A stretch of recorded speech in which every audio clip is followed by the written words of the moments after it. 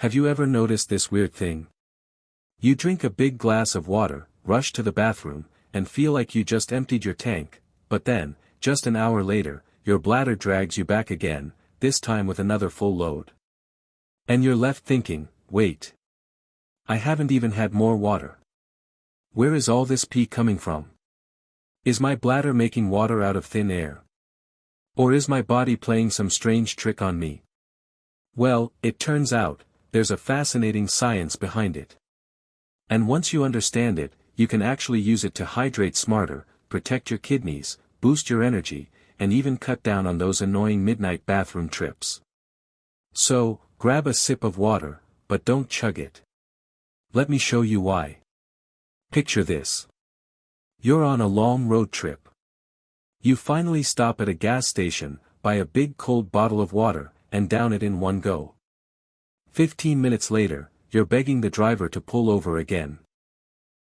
Then, just when you think you're done, your bladder calls you again an hour later.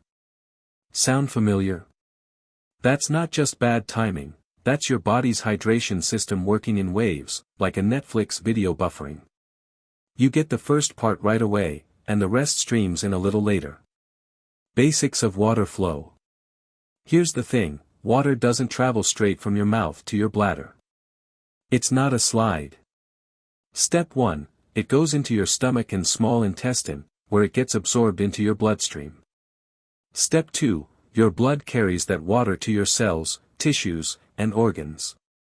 Step 3, the kidneys filter out the excess and turn it into urine. And here's the kicker, it doesn't happen all at once. Absorption is slow, like pouring water into a sponge. And your kidneys? They're not faucets. They're more like baristas brewing coffee, slow, steady, precise. That's why when you drink a lot at once, your body only processes part of it immediately. The rest is, in the queue, waiting to be filtered. That's where the second bathroom trip comes from. Kidney science made simple. Your kidneys are amazing little filters. Each kidney has about 1 million microscopic filters called glomeruli, tiny nets that catch waste, salts, and extra water. But here's the part most people don't know, your kidneys don't just filter blindly.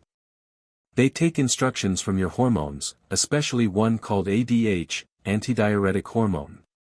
Think of ADH as the water traffic cop. It tells your kidneys whether to hold on to water or let it flow out as urine. If you're dehydrated, ADH says, hey, save that water. If you've had plenty, ADH says, alright, flush it out. This is why two people can drink the same amount of water and end up with totally different bathroom schedules. Why chugging backfires? Now let's talk about chugging. You know those moments you down 16 to 20 ounces in one go, maybe after a workout, maybe after waking up. Here's what happens. Your body senses the sudden flood of water, ADH levels drop, and your kidneys go, okay, too much too fast. Let's dump it. That's why you can pee it all out and still feel thirsty. Your cells didn't get enough time to actually absorb it. Imagine pouring water onto hard dry soil. If you dump it all at once, most of it runs off. But if you pour slowly, it soaks in. That's how hydration works best, sipping, not flooding. The role of electrolytes. But here's another piece of the puzzle, electrolytes. Don't worry, that's not a scary word. Electrolytes are simply minerals, like sodium, potassium, magnesium, calcium, that carry tiny electrical charges. Why do they matter?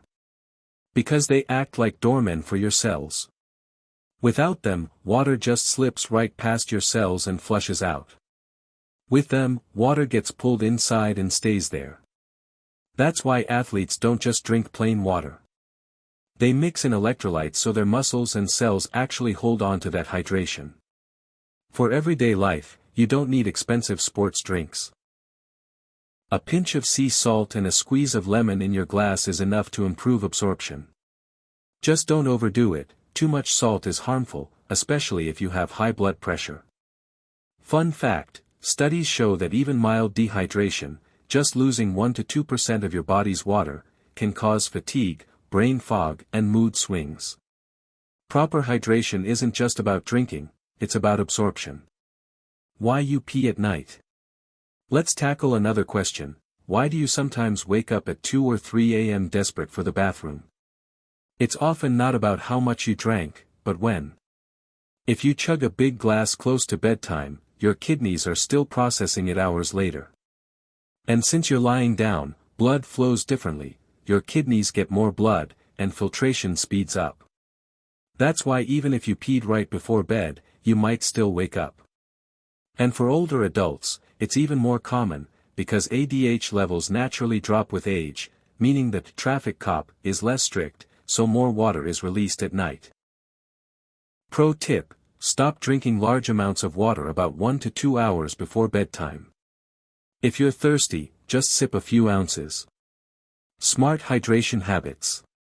So, what's the smarter way to hydrate? Here are 3 simple rules you can start today. 1. Sip, don't chug. 4 to 8 ounces at a time is plenty, half a glass to 1 full glass, spread out through the day. That gives your body a steady stream instead of a flood. 2. Add electrolytes when needed. If you're sweating a lot, working out, or spending time in hot weather, a pinch of salt and lemon or a light electrolyte mix can help your body hold on to water. 3. Time your drinking. Front-load your water earlier in the day and taper off before bed to cut down those midnight bathroom runs. Bigger picture. And here's the most important reminder: urination isn't just about how much you drink. It's a whole system: timing, hormones, kidney function, electrolytes, and even your activity levels all play a role. So the next time you ask yourself, why am I still peeing even though I haven't had more water? Now you know. It's not a trick. It's your body working on a delay, catching up, balancing, and protecting you. Hydration is more than just pouring water into your mouth, it's about how your body uses it. When you understand the system, you can feel more energized, think clearer, and even protect your kidneys long term. So here's my challenge: this week, try sipping instead of chugging. Add a pinch of electrolytes if you need it. And see how your body responds. Share this video with a friend who's always running to the bathroom. Drop a comment below: are you a water sipper or a water chugger? And of course, hit that subscribe button for more science-backed health tips to keep your body at its best. Stay hydrated, the smart way.